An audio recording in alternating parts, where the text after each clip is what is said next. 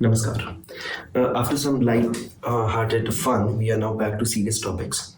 The title of today's video is Douglas Murray takes on Muslim activists and leaves them speechless. This sounds very sensational, so that got my curiosity piqued. So without wasting any time, let's start the video. I will give link to the original video in the description. You can go and check it out. Come and react with me. Give me a thumbs up. Subscribe to the channel. Let's start. You seem to almost suggest that they come to your countries with a lesser breed of values.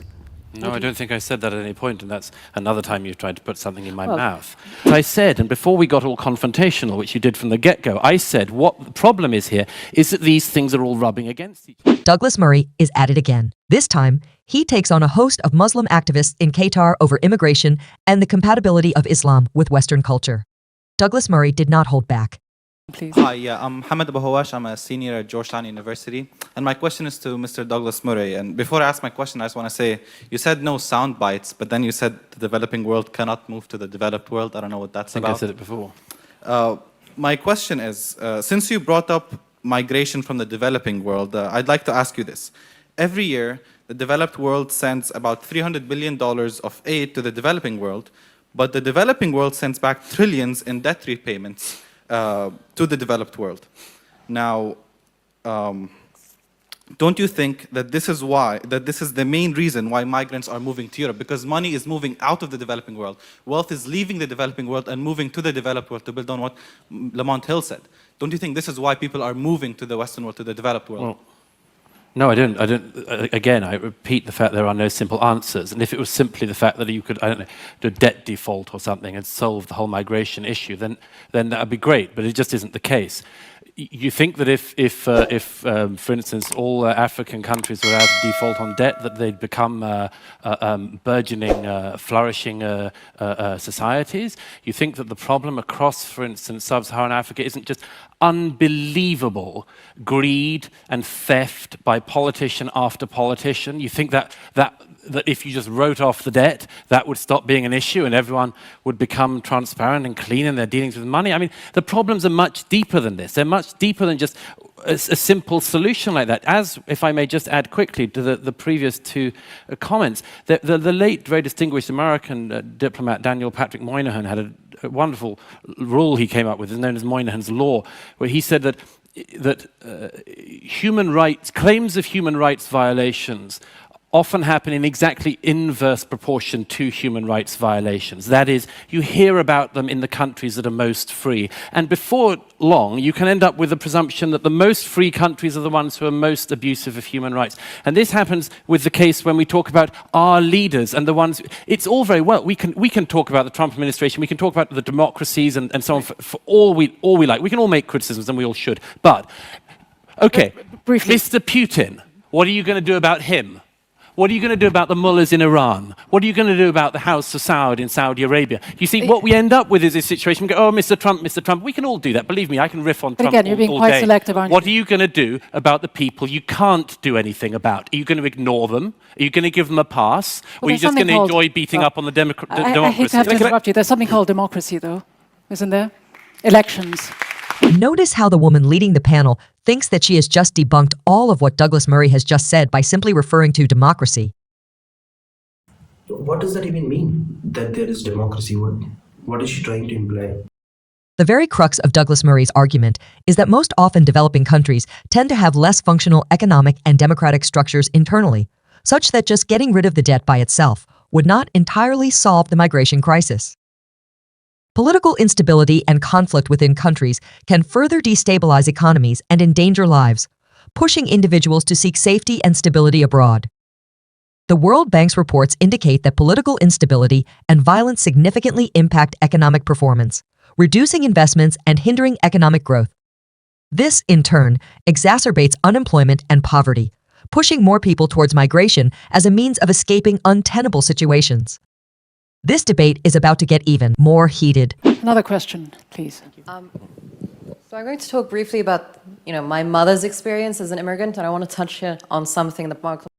Well, before we move on to another question, I just want to say that the guy pointed out that money is moving from developing nations to developed nations, and that is why immigration is happening. But that is just looking at one aspect of it. There are political situations. There are minorities being persecuted for their religions. तो उसकी वजह से भी migration होता है. There is political instability, कुछ पता नहीं है फ्यूचर का. There is war going on, because of that also people migrate. तो there are multiple reasons why people are migrating. Maybe people think कि यूरोप में there is a more stable political system, वहाँ पे day to day conflicts इतनी नहीं होगी जितनी कि मिडल ईस्ट में होती है.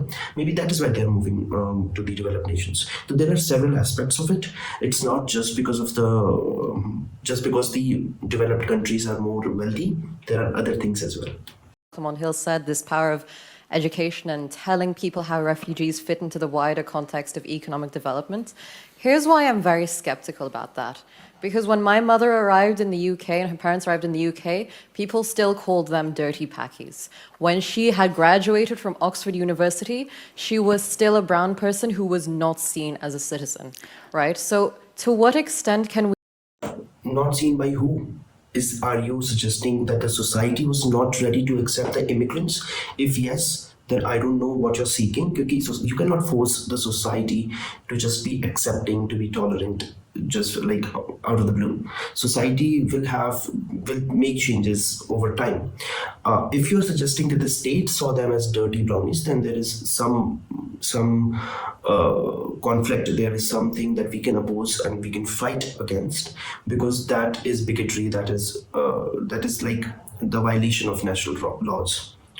But if you're suggesting society, like, be specific in your insinuation कि कौन उन्हें बोलता था dirty brownies is all I'm saying. we really sell this idea that being educated or fitting X, Y, and Z criteria is what you need to do as a refugee for people to humanize you.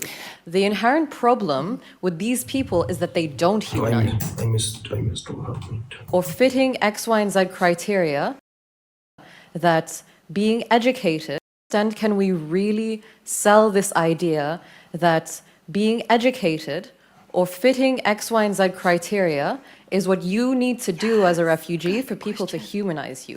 The inherent problem with these people is that they don't humanize you. You can't fulfill your oppressors' criteria so that they see you as human. So how do you humanize people? Dehumanizing refugees, thank you very much. And with this, let me go to you, Douglas Murray. Because much of your argument, Douglas, seems to be about the us versus them, the fact that, we have our own values, our own Britishness, our own virtues, and they will come to our shores with their values, their tradition. They come to your countries with a lesser breed of values. No, I don't think I said that at any point, and that's another time you've tried to put something in my mouth. So when you talk about the difference in values, what do you suggest? Look, first of all, I didn't say that. I said that there are challenges, because we do know that there are challenges, and let's just be frank about this. I mean, for instance, I've been in the Gulf for the last week or so. I see more burqas in my home city of London than I have seen in the Gulf in recent days, certainly here in Doha. Now, I can't say I'm delighted by the sight of more and more burqas in London. Do I feel any hatred of the people who wear them? Of course not. Of course not. But I can't say I'm elated by it. And definitely there are times I think, what percentage of burqas in this area becomes like not that pleasant for everyone else? But again, is it all down to burqas? Because again, you're not asking people... Actually, it is kind of the same situation in India as well. Because if you ask the people of Assam, there has been heavy migration from Bangladesh, and that in turn has like endangered the local Assamese culture. Because जो Bangladeshis are, they're not assimilating into the local culture. They are bringing their own values, and they're trying to overpower the local population. Is what I have come to understand. So that is a valid concern of the local people. कि हमारे values का क्या, हमारे cultures का क्या जो immigration हो रहा है, will they assimilated within our own culture, या फिर slowly when the demographic changes, क्या उनके values will become the values of our land, is the question. So I understand that the concern is valid, and something needs to be done to preserve that culture, because I don't see any other way. And the same you can see. I totally agree with what he said about the burqas. You see the emergence of burqas and hijabs in India more than you see in the Middle East, and that is because the Indian Muslims tend to bend over backwards to to prove their Muslim credentials by adopting these cliche uh, values. Anyway. With other traditions, whether they care about the sight of people drinking alcohol or going up in bikinis. Again, it's a very we could in Britain. Western-centric viewpoint. I'm not. I have to say, you're going to bark up the wrong tree if you think you're going to persuade a Brit that we should stop drinking alcohol because of people arriving in our country. I mean, that's not going to happen.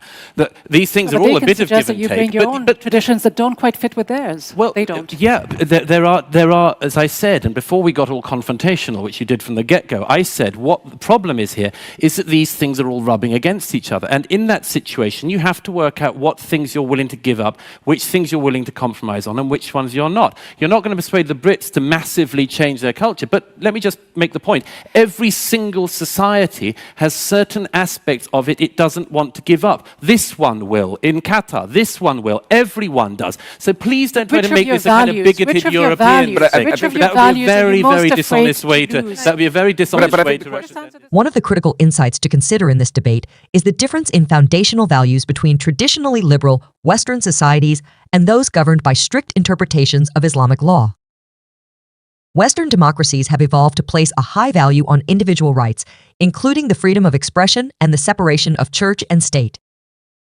This liberal tradition encourages a marketplace of ideas where beliefs and opinions, including those on religion, are subject to scrutiny, debate, and even satire.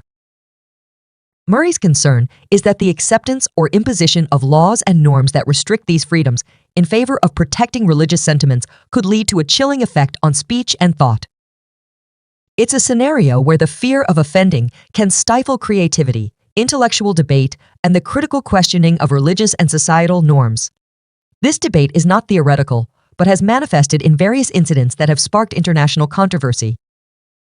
By understanding the complex pathways to radicalization, societies can develop more effective strategies to counter extremist narratives and foster an environment where diversity and dialogue thrive over division and discord. Well, it is definitely a valid point to debate on कि क्या होगा with the influx of immigration. तो and I completely sympathize with them because the current society of this individual-centric with liberal ideas has not come out of the blue. People have fought for it. People have given their lives for it. They have experimented with a lot of systems, and then they have finally arrived at a system which has led them to prosper in a way that the other countries who do not have individual-centric values haven't. Now, when there is heavy migration from those countries and they also bring in their values and their cultures and they want to take over this first world infrastructure with their third world beliefs, are we going to let them? Is my question. Are we going to not fight for something that you have experimented with and have arrived with empirical evidence and something that works for you? So of course I understand that the concern is valid, and there was one more point that the journalist pointed out कि क्या हम will Britishers, not hum, but here it applies to everyone, every country which sees immigration. Britain is just one example. So क्या British people will stop drinking alcohol just because it's forbidden by Islam, and the sight of drinking alcohol will upset Muslims. So of course, it even sounds ridiculous to contemplate on it. क्योंकि अभी मैं जाके रहने लगूँ, if I immigrate to a meat-eating population and I say कि people who are eating meat upsets me and you should stop doing that. So that is not something that I have the right to do so. Because even though it's my culture, but I cannot stop other people from following their culture. So there needs to be some kind of balance that has to be reached with the immigrant values and the local population's values. With this, I would like to come to the end of this video. Thank you for being here till the very end, and I'll see you guys in the next one.